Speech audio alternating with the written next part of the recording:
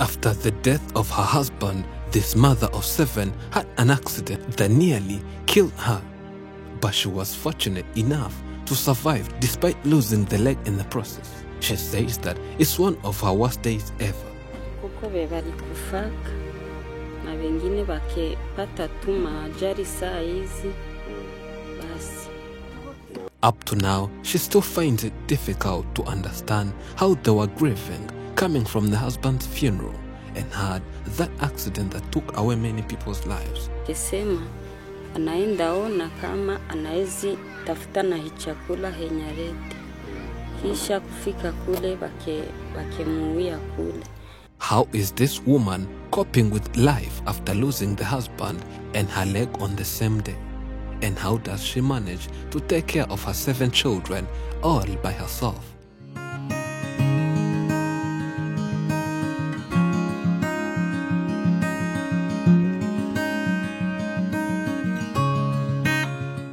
Today, we're in the Kalamo region, near the Nyiragongo volcano in the northern Kivu of the Democratic Republic of Congo. Makurata Muhawe.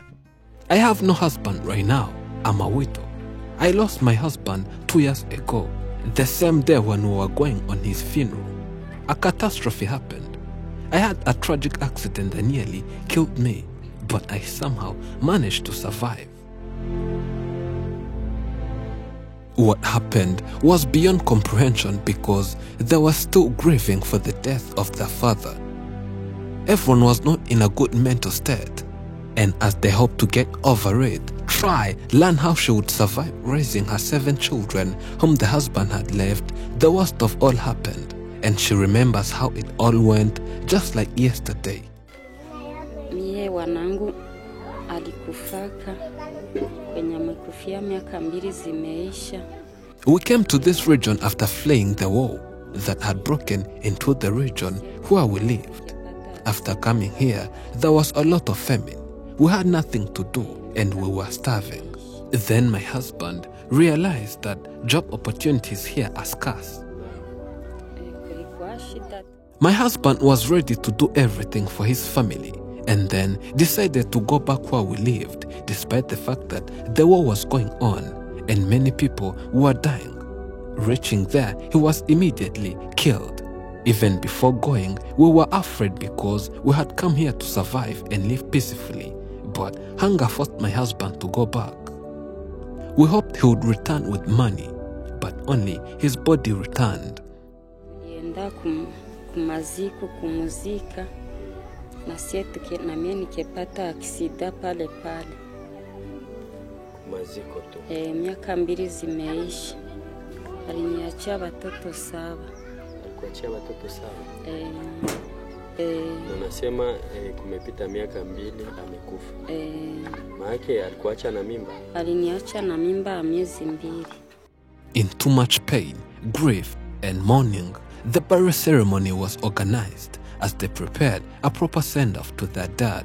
But little did they know that another tragedy was pending. Kwenda mbo tunaenda kumaziko kumuzika, jo nikepata hii aksida vile. After bidding farewells to him, it was time for everyone to go back. However, we had a car accident where vehicles crashed into each other. Many people lost their lives, and I lost my leg in that terrible accident that nearly put an end to my life. I was in a critical condition, taken to the hospital and given treatment. She also doesn't remember what happened exactly for her to lose the leg. The last thing she remembers was her sitting with some friends, family members and other relatives screaming, and then she woke up finding herself at the hospital with doctors telling her that she was in coma for a few hours. Kuko bebalikufaka na wengine bakepata tu maajali saa hizi basi.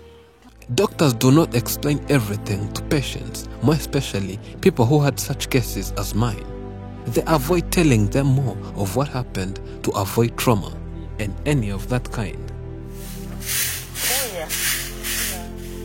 Up to now, they don't know what caused the accident. They don't know who hit them, whether they were to be given compensation or not. They know nothing. she's just here grateful that at least none of her children were hurt or injured in that accident, for it would have left another big scar on her heart. We really survived the impossible and made it out alive, despite the fact that I lost my leg. But I'm alive. The next chapter was even more challenging since I have no energy to work. I can't move as I used before, apart from crawling. Since no one works here, surviving is the toughest challenge. They barely afford buying food and spend many days and nights without eating, except when a neighbor shows up with food or money and saves the day. Otherwise, they would starve to death. We are having too many problems. We struggle to afford food daily. If not the neighbor's support, one of my children has to be lucky and get a casual job and earn something for us. That's how we survive, because I personally cannot manage to do anything. The mother has 7 children. The firstborn has 20 years of age, and the lastborn has 2 years since she had that terrible accident when she was pregnant.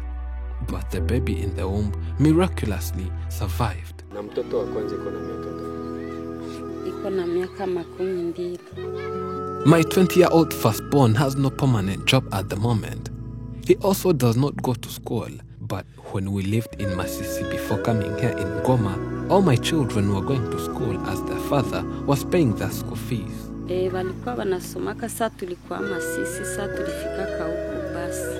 After moving to this place, life was more complicated. Even affording daily food became an impossible mission. So who would go to school without eating? And who would manage to pay their school fees?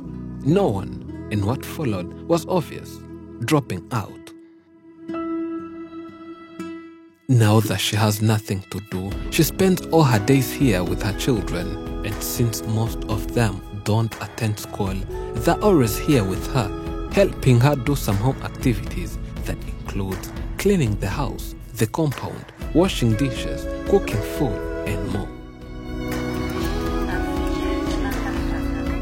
Her children are in the school-going age and are supposed to be studying, so that maybe they'll be the ones to change and improve their family standards of living.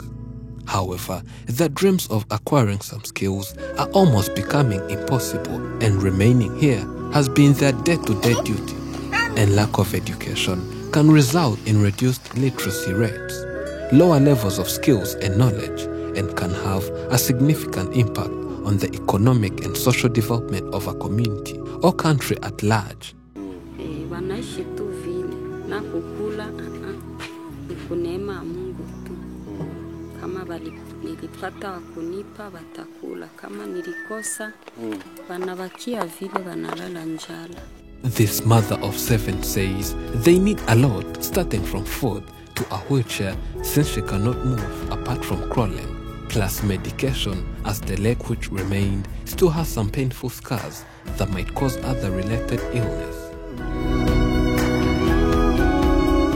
If there is any good Samaritan willing to offer some help, you can contribute on the Giving Lives link found in description and pinned in top comments, and change their lives forever. To feelings of hopelessness, depression and anxiety, growth and development.